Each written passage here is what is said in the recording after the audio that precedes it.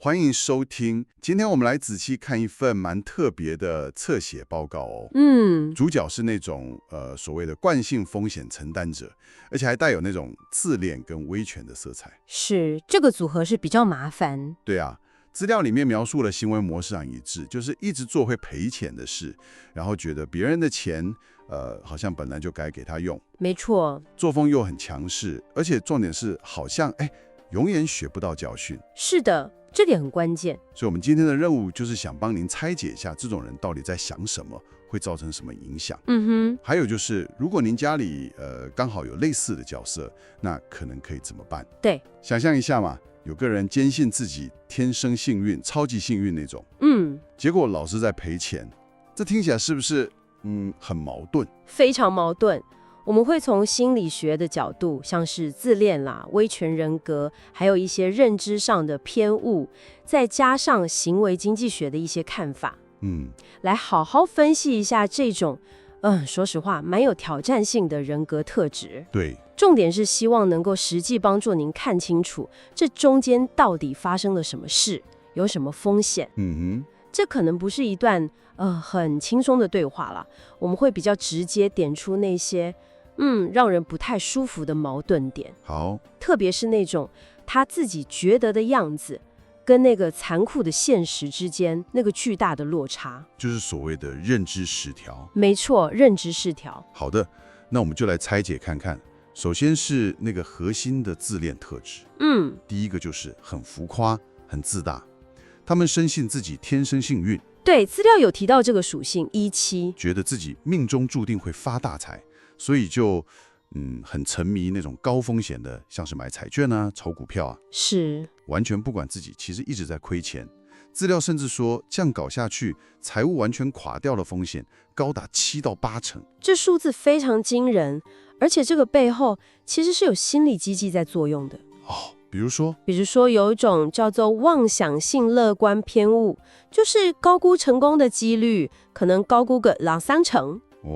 所以亏损对他们来说好像没那么严重，或者根本不存在。另外还有那个自恋型权力感，这让他们觉得我跟你要钱，利用你的资源是理所当然的。说到权力感，这就是第二个自恋特质了。对，他们觉得拿别人的资源，特别是自己小孩的，是天经地义的属性2。资料提到他们会要孩子帮忙买单那些亏损，是，甚至还会说，那些赔掉的钱本来就是我的钱，这就很扭曲了。还有第3点，就是缺乏同理心。别人如果帮他，他可能还轻描淡写说，哎呀，你那点钱跟你的财产比起来，根本9牛1毛，属性6。对，好像别人的付出都不值得一提。这种我天生幸运的感觉，跟我一直输钱的现实，哇，这个落差真的很大。这就是我们刚才说的认知失调吗？对，而且还有其他的偏误在推波助澜，像是普遍的那种乐观偏误，属性17。还有一个很有名的叫沉没成本谬误。沉没成本，那是什么？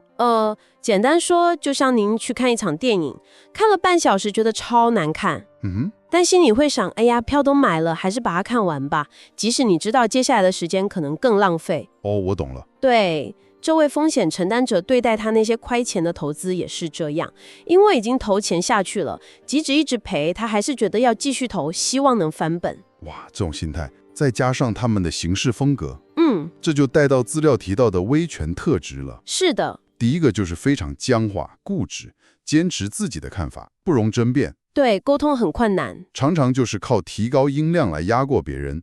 资料写得很直接，没人能改变他们的想法。属性3，这对家人来说压力一定很大，非常大，而且不只是固执哦，还有很强的那个支配欲。对，想控制。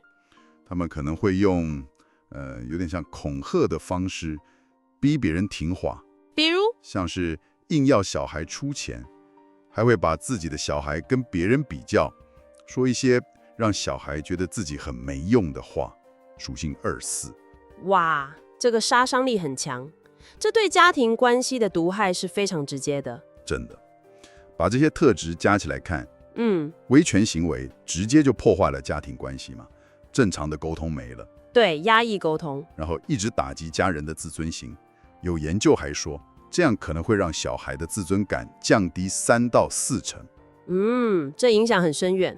长期下来，家庭关系疏远的风险很高，资料说有5到6成。是的，而且资料还提到，在某些比较重视长辈地位啊，或是集体优先的文化里，这种情况可能更常见。对，文化因素可能有影响，发生率大概在2%到4%。所以整个看下来，就是一个很可怕的循环，对不对？没错，一个毁灭性的循环，因为自恋带来的过度自信，让他一直去冒险。然后权力感让他觉得可以跟家人要钱来补洞。对，威权性格又让他操控别人，不听任何劝告，完全听不进去。然后那些认知偏误又让他无视失败，从来不学习，属性7。所以最终的结果，根据资料的预测，几乎是注定的。财务破产的风险极高，7、8成。家庭关系破裂的风险也一样高，5、6成。所以如果您听了觉得，好像有点熟悉，那您可能真的面临类似的困境。这听起来真的让人很无力耶。那如果真的遇到了，资料有没有提到可以怎么办呢？感觉他们很难改变。这是一个非常关键的问题。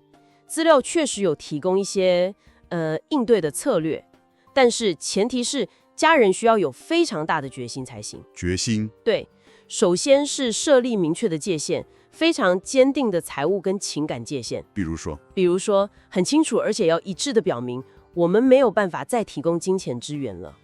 像乐观偏误啊、沉没成本谬误这些想法，目标是帮助当事人去认识，然后改变这些想法，有机会把那种高风险行为减少4成。听起来光是设立界限就需要很大的勇气嘞。没错，非常不容易。那资料还有提到其他的吗？有的。有时候光靠家人设立界限可能还不够，可能需要考虑引进外部的财务监管。外部监管像是，比如说设立信托来管理资产，避免当事人自己又乱来。另外，家庭咨询也很重要，可以帮助处理家庭里面那种不当比较啊、权力感这些很复杂的问题，改善沟通。但必须强调的是，改变是有可能的。可是，通常需要外力的介入，还有家人持续而且非常坚定的界限。好，所以总结来说，这份侧写描绘的是一个相当危险的组合。对，浮夸的自信、强烈的权力感、控制欲，再加上各种认知偏误，共同造成了几乎可以预见的很负面的后果。是的，我们能理解。如果您刚好身处在这样的家庭关系里面，肯定觉得非常艰难，也很痛苦。没错，所以最后我想留给您一个可能更深层的问题去思考一下。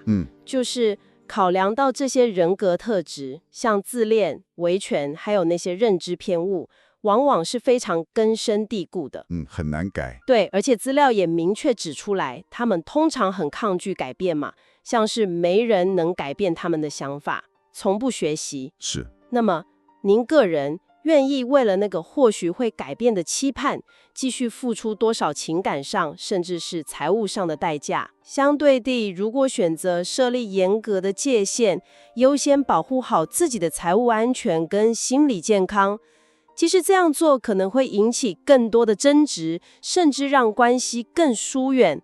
在这两者之间，您会怎么样去权衡、去选择呢？